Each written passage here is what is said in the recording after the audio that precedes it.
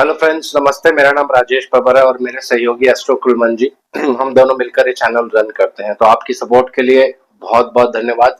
अगर आप हमारे चैनल पर नए हैं तो चैनल को सब्सक्राइब जरूर करें, बेल आइकन जरूर दबा लें ताकि लेटेस्ट वीडियोस आप तक रेगुलर बेसिस पर पहुंचती रहे।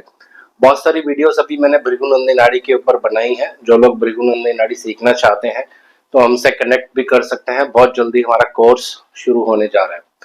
आज मैं आपको यहाँ पे बताने जा रहा हूँ वैदिक ज्योतिष का कुछ बहुत अच्छा नियम, कैसे नक्षत्रों से आप प्रेडिक्शंस कर सकते हैं। जब आप क्लासिकल बुक्स पढ़ेंगे, जो बहुत पुरानी बुक्स होती हैं, उनमें मोस्टली नक्षत्रों के द्वारा ही प्रेडिक्शंस की जाती थी। राशि और ये सब चीजें उसमें इतना ज्यादा इस्तेमाल नहीं होता था। तो एक बेसिक प्रिंसिपल टेक्निक आपको मैं यहाँ पे शेयर करूंगा, फिर इसको आप प्रैक्टिस करेंगे तो बहुत सारी प्रेडिक्शंस आप यहाँ पे कर सकते हैं। तो वीडियो आरंभ करने से पहले भगवान गणेश जी और भगवान शनिदेव से आराधना करूंगा सबके घर में सुख और शांति बनाए रखें। इस पूरी वीडियो में नक्षत्रों के अकॉर्डिंग फलित कैसे करते हैं ये मैं आपको बताने वाला हूँ तो आइए वीडियो आरंभ करते हैं। दो चीजें यहाँ पे यूज करेंगे। आपकी कुंडली में किस ग्रह की महादशा चल रही है या किस ग्रह की अंतरदशा चल रही है या प्रत्यंतर दशा चल रही है, कोई भी आप उनमें से एक ले सकते हैं, तीनों भी ले सकते हैं। उसके लिए थोड़ा प्रैक्टिस चाहिए होता है, लेकिन आपको मैं टेक्निक बताऊंगा, फिर आप जब प्रैक्टिस करेंगे तो बहुत इजीली आपको समझ आ जाएगा। तो सिंपल रूल है। अब एक उदाहरण लेते हैं। यहाँ पे मान लीजिए किसी का 12 नंबर लगन है और यहाँ पे 11 नंबर आएगा, यहाँ 10 नंबर आएगा। पूरे नंबर्स मैं नहीं लिख रहा हूँ क्योंकि बार बार रब करना पड़ता है, और शुक्र देव को मैं यहाँ पे लिख रहा हूँ, उदाहरण के लिए ले रहा हूं मैं। ये किसी का चार्ट नहीं है, सिर्फ आपको समझाने के लिए मैंने लिखा है ये एक फीमेल जाति का है, मान लेते हैं। इनका शुक्र का अभी समय चल रहा है, शुक्र का अंतरदशा चल रहा है, एक तरह से ऐसे मान लेते हैं। तो आपको फर्स्ट स्टेप में क्या देखना है कि कुंडली में शुक्र किस नक्षत्र में है। तो जब 8 नंबर साइन में शुक्र रहेंगे तो यहाँ पे 3 नक्षत्र मिलने वाले हैं, पदा के ऊपर डिपेंड करता है। तो मान लेते हैं कि ये शुक्र शनि के नक्षत्र में है, यानी अनुराधा नक्षत्र आएगा। तो जब शुक्र 8 नंबर में होगा तो 3 नक्षत्र यहाँ पे आ सकते हैं, या तो विशाखा नक्षत्र में होंगे, अनुराधा में होंगे या ज्येष्ठा में होंगे डिपेंड करता है कि कौन से पदा में है। तो वो सारी डिटेल्स आप कहीं भी निकाल सकते हैं, बहुत अच्छी अच्छी बुक्स हैं, सब आपको मिल जाएगा। तो मैं उदाहरण ले रहा हूं कि ये शुक्र शनि के अनुराधा नक्षत्र में है कुंडली में, और इनका अभी टाइम पीरियड चल रहा है। अब सेकंड स्टेप में आपको क्या देखना है कि शनि कुंडली में किस भाव के स्वामी है, क्योंकि ये शुक्र शनि के नक्षत्र में है, इनका प्रत्यंतर दशा या अंतर दशा मान लेते हैं कि चल रहा है। तो सबसे ज्यादा इफेक्ट नक्षत्र लॉर्ड जिस भी भाव का मालिक होता है उसका आता है। तो यहाँ देखेंगे शनि 2 भावों के मालिक हैं, शनिदेव 2 भावों के मालिक हैं। 12th हाउस यहाँ पे मूल त्रिकोण राशि है, ये बहुत महत्वपूर्ण है। तो 70 to 80% इस भाव का रिजल्ट मिलेगा, यानी 70 से 80% आप मान सकते हैं इस भाव का रिजल्ट मिलेगा। 20 से 25% इस भाव का रिजल्ट मिलेगा। तो दोनों ही भाव आप देखेंगे तो खराब भाव हैं। ये हो गया रोग का भाग, 12th हाउस होता है रोग। ये हो गया छठे से छठा, यहाँ पे आप उंगली रखेंगे 1 2 3 4 5 6, छठे से छठा ये भी रोग का ही भाव है। इसको त्रिष्टाय भाव कहा जाता है। तो जब भी शुक्र का आपका पीरियड चलेगा, प्रत्यंतर दशा चलेगी, तो सबसे पहले इसके नक्षत्र का रिजल्ट आपको मिलेगा। तो शनि के नक्षत्र में होने की वजह से इस पीरियड में रोग हो सकता है। शनि 12th लॉर्ड है और वो रोग सीवियर भी हो सकता है क्योंकि 11th लॉर्ड भी है, 2 कॉन्टिन्यूस भावों के मालिक हैं। लेकिन अब ये ऐसा नहीं है कि शुक्र का आपका पीरियड चलेगा तो एकदम से रोग हो जाएगा, इसके लिए भी टाइमिंग निकाल सकते हैं। तो टाइमिंग कैसे निकलेगा ये यहाँ पे इंपॉर्टेंट है। तो टाइमिंग के लिए आपको देखना है कि शनिदेव गोचर में अगर अपने ही नक्षत्र में गोचर कर गए, मान लीजिए शनि के 3 नक्षत्र होते हैं, पुष्य, अनुराधा और उत्तर भाद्रपदा, ये 3 नक्षत्र हैं शनिदेव के। तो जब गोचर में शनिदेव इस नक्षत्र में किसी भी एक नक्षत्र में गोचर करें, अपने नक्षत्र में गोचर करेंगे, और कुंडली में शुक्र आपके ऑलरेडी शनि के नक्षत्र में है, शुक्र का अंतर या प्रत्यंतर आपको चल रहा है, तो उस समय में ये रोग आपको दे सकते हैं या किसी तरह से पीड़ा कष्ट आपको दे सकते हैं दोस्तों। तो ये एक विधि हो गई किस तरह से नक्षत्रों को आप एनालाइज कर सकते हैं। दूसरा, आप इसको एक दूसरे ढंग से देखने की कोशिश करते हैं। उदाहरण के लिए किसी के बृहस्पति तुला राशि में है, तो इसको पहले रब कर लेते हैं ताकि इसमें कंफ्यूजन नहीं हो।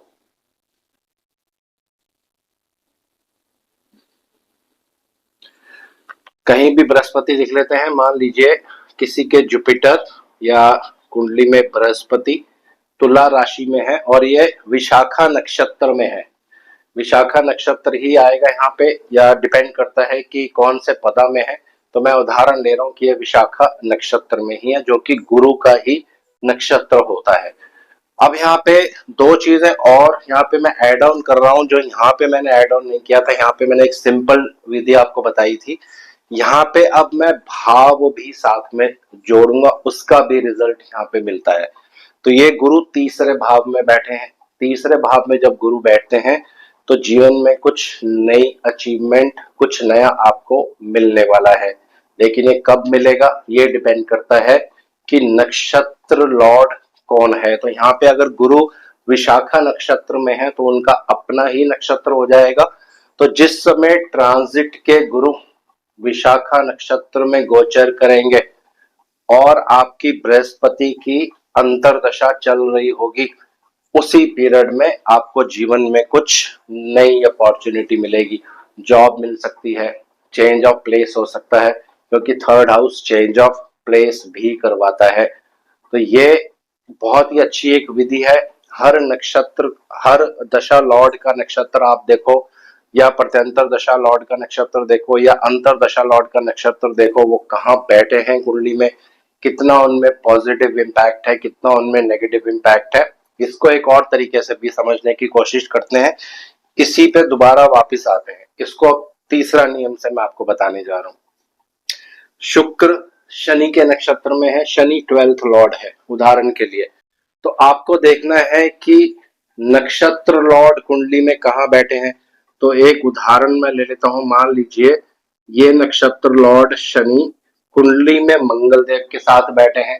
अब ये तीसरी विधि हो गई कि नक्षत्र लॉर्ड जहां बैठेंगे, अगर वो पापी ग्रहों के साथ हैं या अपने किसी शत्रु ग्रहों के साथ हैं, तो ये जो दशा होगी, यानी शुक्र का जब टाइम पीरियड चलेगा और नक्षत्र लॉर्ड जो है गोचर में भी उसी नक्षत्र में आ जाएंगे और कुंडली में खराब जगह पे होंगे, तो फिर बिल्कुल श्योर हो जाता है कि ये जो शुक्र का पीरियड जाएगा, यहाँ पे आपको रोग और कष्ट, क्योंकि 11वां भाव भी रोग को ही इंडिकेट करता है, तो इस पीरियड में आपको प्रॉब्लम होने वाली है।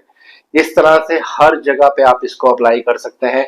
कोई भी ग्रह की महादशा आप ले सकते हैं। उदाहरण मैं आपको एक और देता हूं।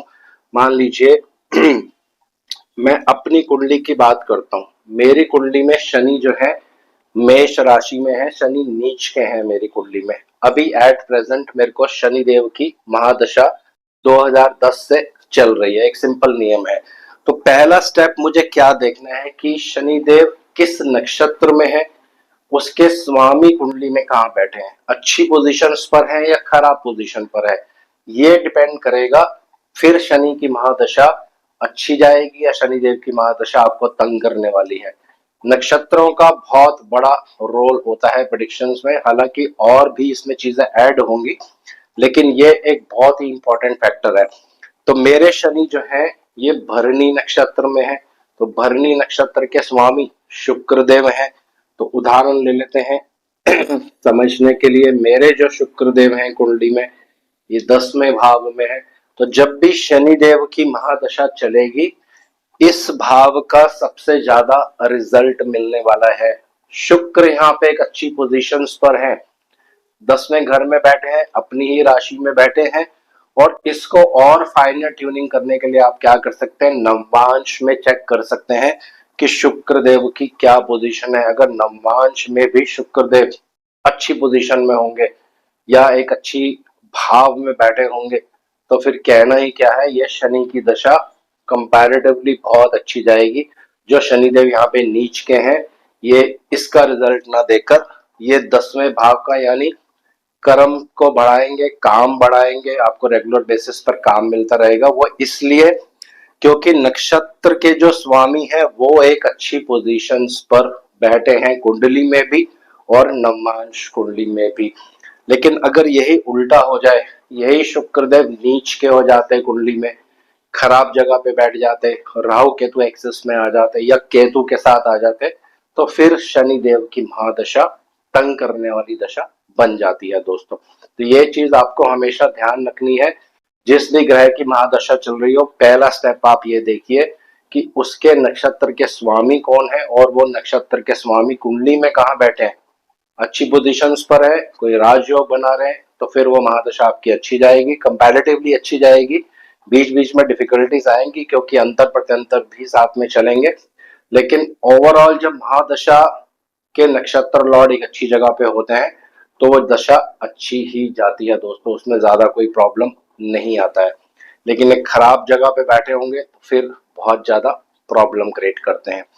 ये तीसरा रूल हो गया। अब एक और बहुत महत्वपूर्ण रूल है, नक्षत्रों से ही रिलेटेड है। जिस भी ग्रह की महादशा चल रही हो उसका नक्षत्र लॉर्ड आपको देखना है कहाँ पे बैठे हैं कुंडली में। अगर उसका नक्षत्र लॉर्ड महादशा लॉर्ड पर 7वीं दृष्टि डाल दे तो वो महादशा फिर बहुत अच्छी जाती है दोस्तों। जैसे आप देखेंगे इस कुंडली में शनि मेष राशि में है, इनके नक्षत्र लॉर्ड शुक्र है और शुक्र शनि पर पूर्ण दृष्टि डाल रहे हैं दोस्तों, तो फिर वो महादशा बहुत अच्छी जाएगी, एक राजयोग में कन्वर्ट हो जाएगी। शनि कर्म के स्वामी है, 10वां घर कर्म का भी होता है, चौथा घर सुख का भी होता है, तो सारी चीजें यहाँ आपको मिलने वाली है। ये आपको कुंडली में ध्यान रखना है। दूसरा, शुक्र का दूसरा भाव भी आप यहाँ पे ले सकते हैं और फाइनल ट्यूनिंग करने के लिए शुक्र 5th लॉर्ड भी है, नेम एंड फेम मिलेगा, यश मिलेगा, बहुत कुछ सीखने को भी मिलेगा इस पीरियड में। पंचम भाव होता है सीखने का भाव, जहां से आप कुछ सीखते हैं लाइफ में।